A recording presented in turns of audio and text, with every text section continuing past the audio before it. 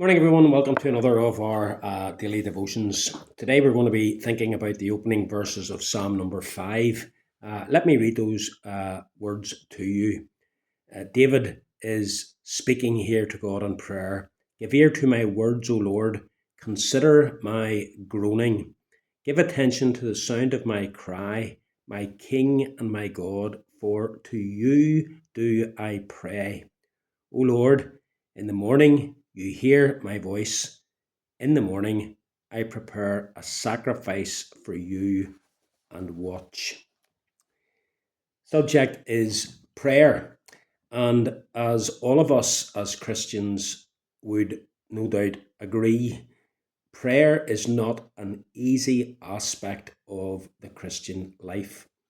We remember how our Lord Jesus Christ's own disciples came to him and asked him to teach them to pray. This prayer in Psalm 5 is a wonderful example of how to pray when life goes pear-shaped. What do we do whenever we come to God in prayer? Well, first of all, we are to remember who we are praying to. We should fill our mind with thoughts of God. And in this case, the psalmist thinks about God as his King and his God. My King and my God. Now, the word that's important there to begin with is the word my. The psalmist is in a personal relationship with God. God is not some distant, removed deity, but rather he is someone to whom the psalmist can relate. He is my God. He's his God by creation, but more importantly, he is his God through covenant redemption. He has a very real and very personal relationship with the God to whom he is speaking. But he also refers to God as my King. And that, of course, is important. King is suggestive of one who rules, one who governs.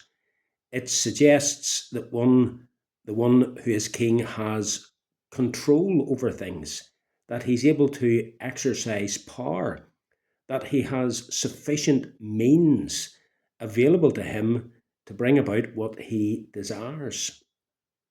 And then the psalmist goes on and he speaks here in this second verse of giving attention to the sound of my cry, or other translations have words. Sometimes we can articulate what we want to express to God. We can articulate how we're feeling. We can articulate what we're thinking. We can articulate to God our desires and our requests.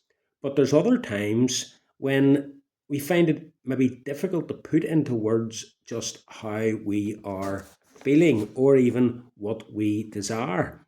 And the psalmist in Psalm 2 says, "Give attention to the sound of my cry."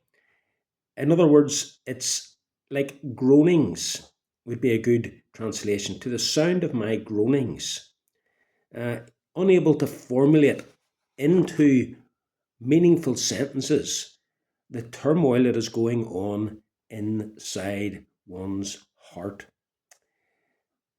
Of course, this is often the case with God's people. There's times whenever we just can't put into words how we feel. And what you have here in this psalm is basically the Old Testament equivalent of Romans 8 and 26, where the Apostle Paul says that we do not know how to pray as we ought, but the Spirit helps us with groanings that can't be uttered. In verse 3, the psalmist speaks about ordering his thoughts. Our translation says, "O Lord, in the morning you hear my voice. In the morning I prepare a sacrifice for you and watch." It's got the idea of coming to God and ordering one's thoughts with regards to what one is going to say to God. The same expression is used of putting the wood in order on the altar, or it's also used as setting out the showbread on the show table in two rows of 6 loaves of bread. In other words, it's set out, it's ordered, and the psalmist is preparing his thoughts. He's preparing what he's going to say. He is setting in order how he's going to pray to God. Our prayers should be ordered. We should think about them. We shouldn't just blurt out what comes into our mind. One writer says our prayers should be thoughtful and not thoughtless. So whenever you're preparing to speak to God in prayer, take time to reflect. Take time to reflect on who you're coming to, your God, your King, and that will stimulate your faith. If you're unable to articulate to God how you're feeling, don't worry about that.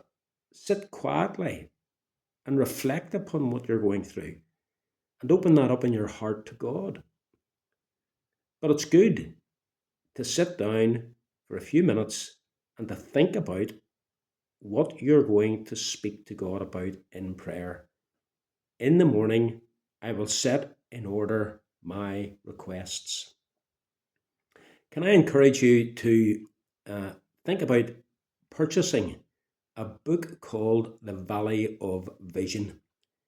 In that book, there are numerous prayers set out, and they are devotionally stimulating, but they're also helpful in helping us to know how we can pray.